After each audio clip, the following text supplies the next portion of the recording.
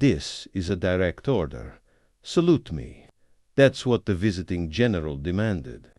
But the Royal Guard's response didn't just defy him, it rewrote everything he thought he knew about command and respect. Want to know what really happened? First, hit that subscribe button and tell us where you're watching from. Now, let's get into it. The diplomatic motorcade pulled to a smooth stop at the visitors' entrance to Buckingham Palace, black vehicles gleaming in the crisp autumn sunlight. As the cars settled into position, the door of the second vehicle swung open before the driver could reach it. Brigadier General Marcus Thornton emerged with the brisk efficiency of a man accustomed to moving according to his own timetable rather than others. His uniform was immaculate, every medal and ribbon precisely placed, each crease sharp enough to draw blood, the 4 stars on his epaulets catching the morning light.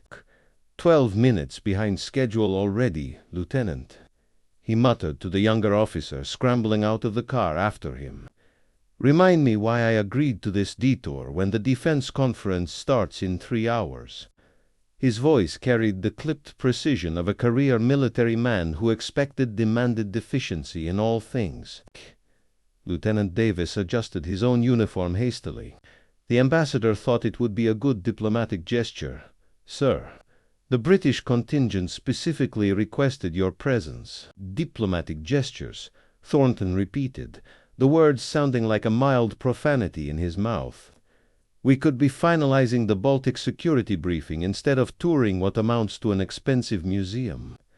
His gaze swept across the palace grounds with the calculating assessment of a tactician rather than the appreciation of a visitor.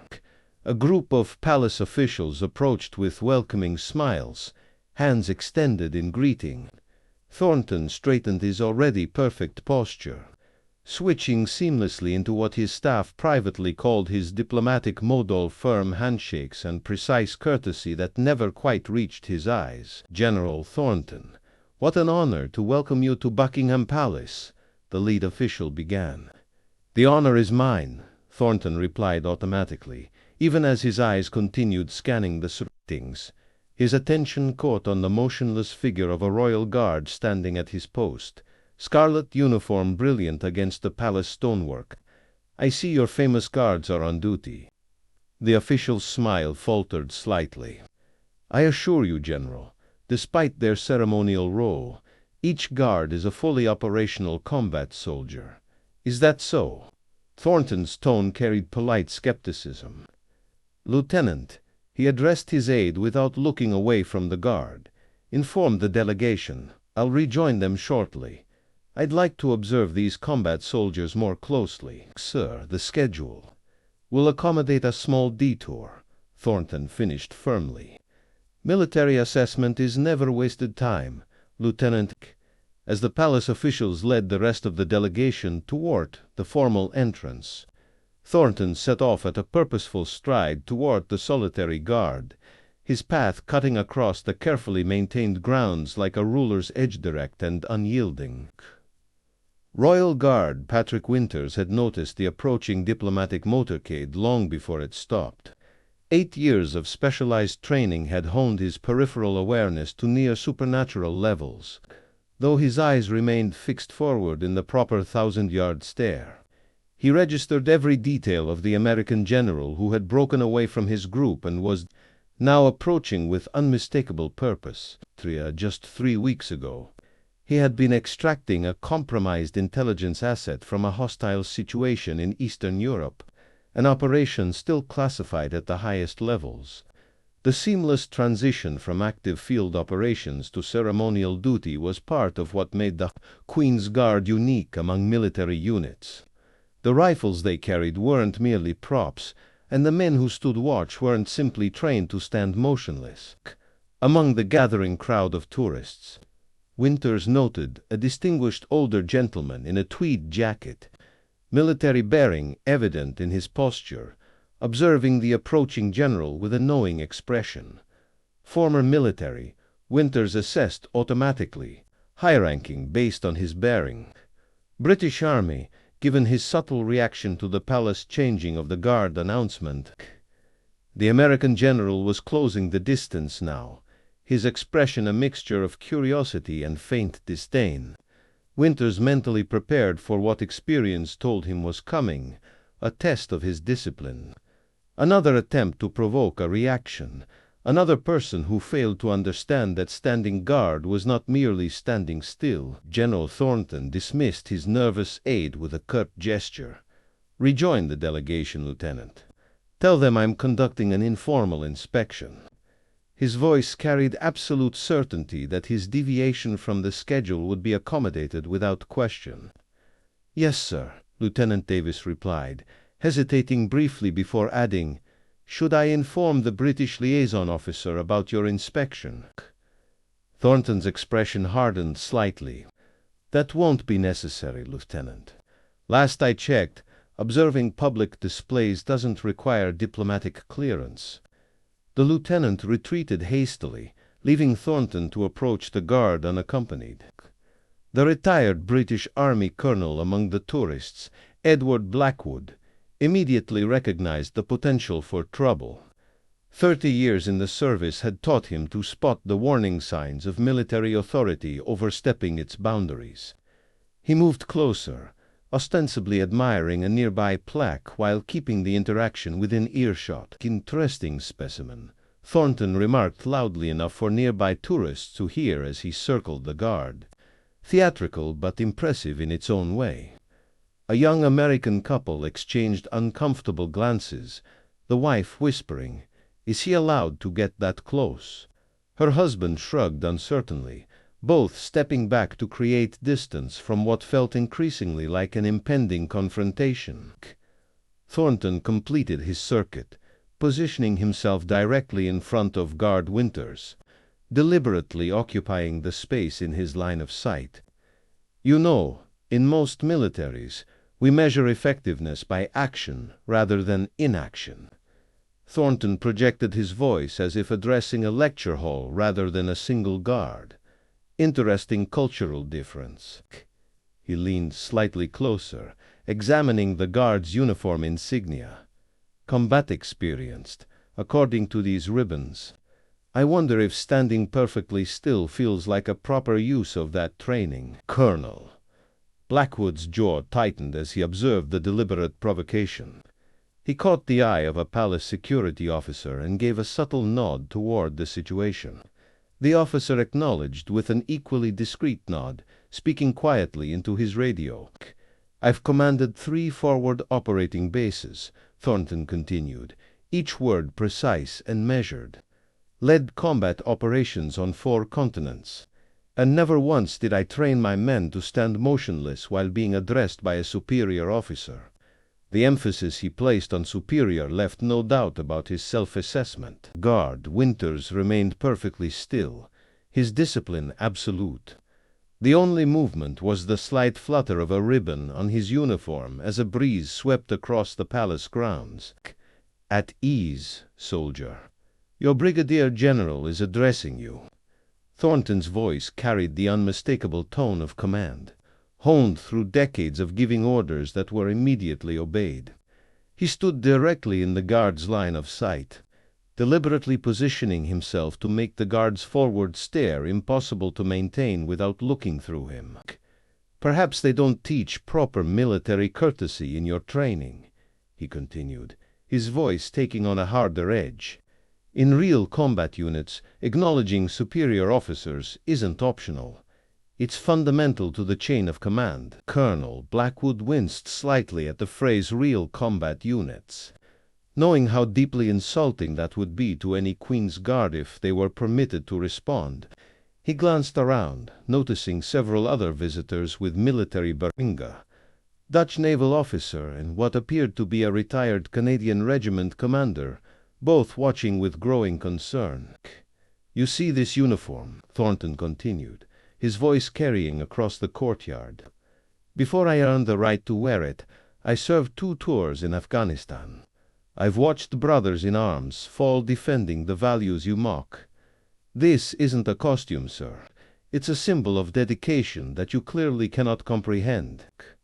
Thornton circled the guard once more, his measured steps echoing against the palace stonework. When he returned to face guard Winters, his posture had shifted subtly, shoulders squared more aggressively, chin raised a fraction higher. In every military on earth, Thornton projected his voice to carry to the gathered crowd. Soldiers salute superior officers. It's not merely courtesy. It's recognition of the command structure that keeps armies functional in chaos. He gestured to his insignia.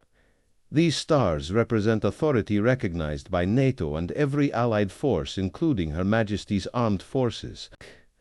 Colonel Blackwood stepped closer to a family of American tourists who were watching with uncomfortable fascination. The guards follow a different protocol, he explained quietly. They answer to the crown first. Their standing orders supersede even visiting generals. Then why doesn't someone tell him that? The American father whispered back, "Some lessons need to be learned firsthand." Blackwood replied with the weary wisdom of someone who had witnessed similar scenes before. This is precisely the problem with emphasizing tradition over tactical reality. Thornton continued, his words taking on the sharp edge of a battlefield command. A soldier who cannot adapt to circumstances becomes a liability in any combat zone I've commanded. This kind of rigid adherence to protocol would get men killed. Several veterans in the crowd exchanged knowing glances. They recognized the dangerous territory this conversation was entering, where military pride collided with diplomatic protocol, rarely with positive results.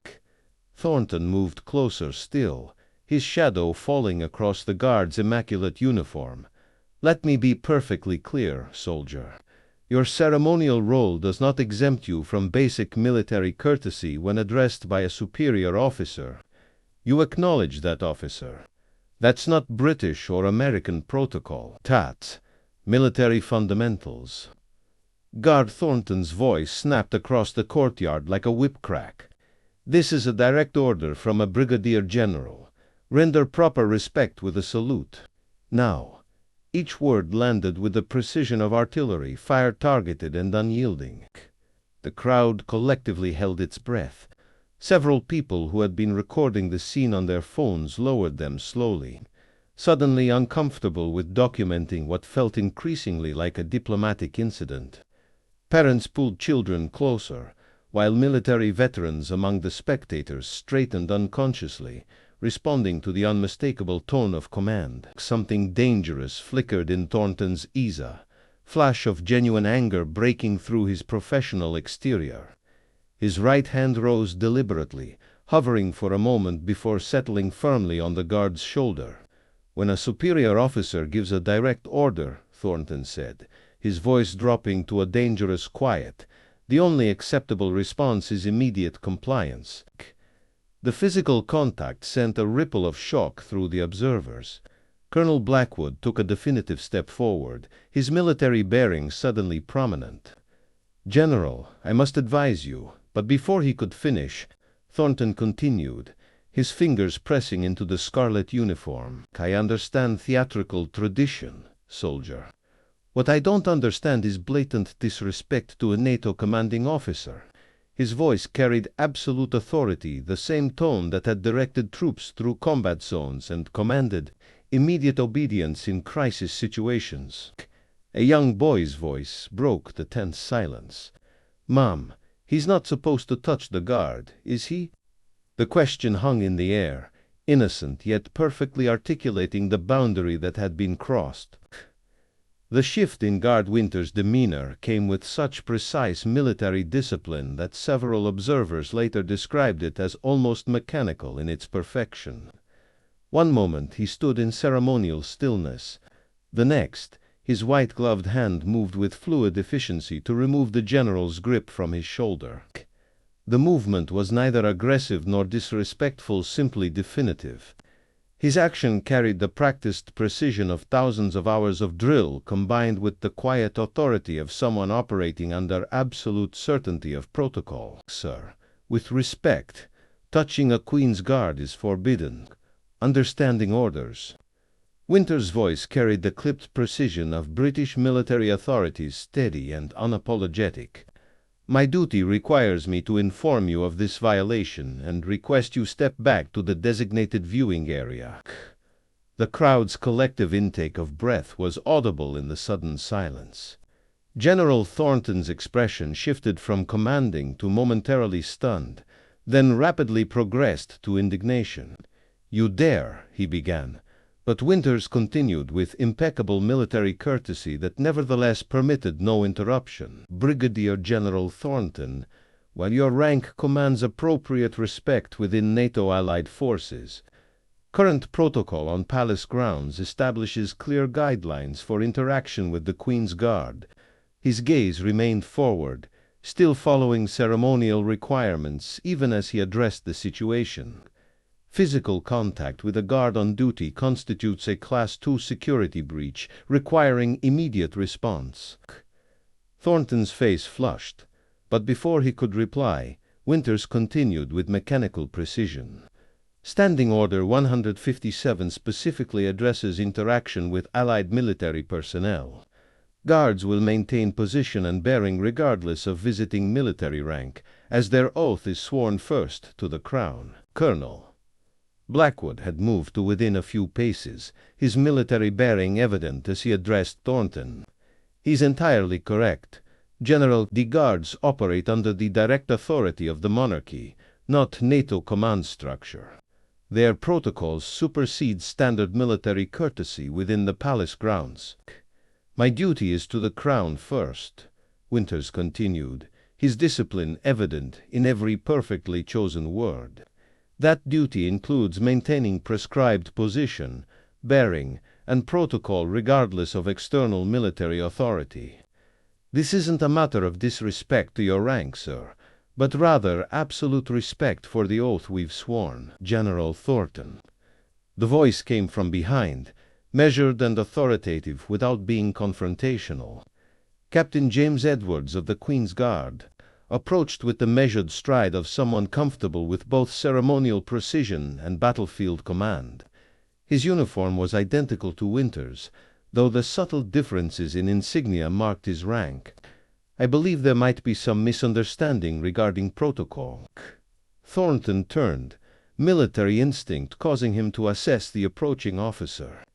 Captain Edwards' bearing was impeccable, neither deferential nor challenging, but rather presenting the perfect balance of professional courtesy. His approach deftly diffused the tension while maintaining the dignity of all involved. "Captain Edwards, Guard Company Commander." He introduced himself with a crisp nod that acknowledged Thornton's rank without compromising his own authority. "I understand you've been discussing protocol with Guard Winters." "Your guard broke position to address me," Thornton stated, his tone suggesting this validated his earlier points about ceremonial rigidity versus practical response. "Indeed, sir," Captain Edwards replied smoothly. Guard Winters followed Standing Order 157. Paragraph 3. In the event of physical contact or immediate security concerns, guards are authorized to respond with minimum necessary communication and action. His delivery was factual rather than defensive. Rather impressive adherence to protocol, actually. "Captain." Edwards gestured toward a less crowded area of the grounds. "Perhaps we might continue this discussion more privately. General, I'd be happy to explain the historical and practical considerations that govern our protocols here." As they moved away from the crowd, Captain Edwards began speaking in the measured tones of someone well-versed in explaining complex traditions to visitors. "The Queen's Guard appears ceremonial to most observers, but that's only one aspect of their function," he explained. "Each guard is drawn from active combat units, the same soldiers who served in Afghanistan, Iraq, and other deployments. Winters himself was with Special Reconnaissance in Eastern Europe just last month." Something in Thornton's expression shifted as this information registered. "Combat veterans," he acknowledged, reassessing his earlier assumptions. Indeed, Captain Edwards confirmed the ceremonial aspect is additional duty, not their primary function. Their standing orders reflect this dual role, maintaining traditions that connect our military present to its historical foundations while remaining combat-ready soldiers. They paused near a more private section of the palace grounds. Captain Edwards' next words were carefully chosen. "When you addressed Guard Winters, sir, you weren't facing ceremonial pageantry, but rather a different command structure." His non-response wasn't disrespect, but adherence to standing orders that place sovereign authority above visiting military rank. Thornton's military discipline reasserted itself as he absorbed Captain Edwards' explanation. Years of command experience had taught him the value of adapting to new information, even when it challenged existing assumptions. "I appreciate the clarification, Captain," he said, his tone shifting from confrontational to professionally engaged. "In 30 years of service, I have encountered many different military traditions, though none quite so particular in their protocol." Colonel Blackwood approached, offering his hand to General Thornton. "Edward Blackwood, formerly Colonel, 5th Royal Regiment. I served alongside American forces in the Gulf." The introduction subtly emphasized shared military experience rather than the recent tension.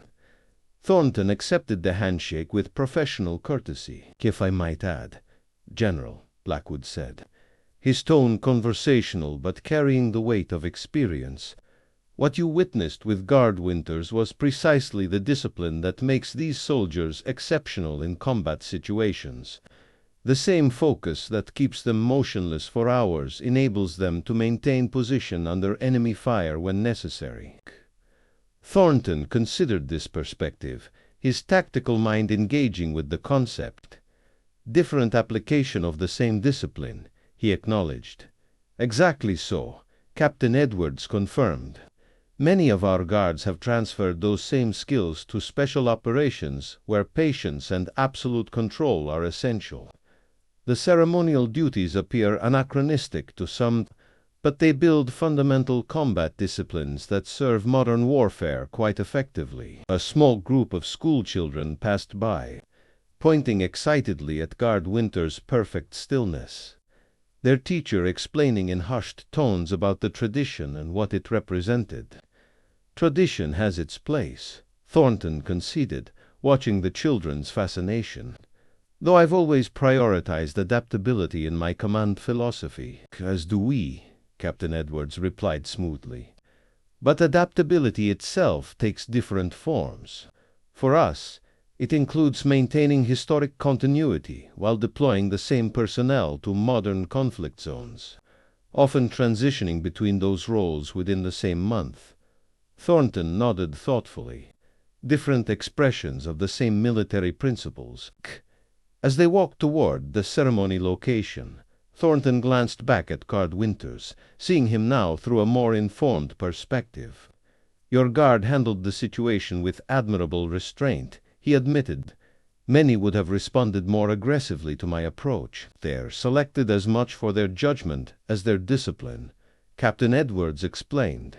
"Each guard makes dozens of instant decisions daily, which protocol violations require response, which can be handled with minimal intervention, and which demand immediate action.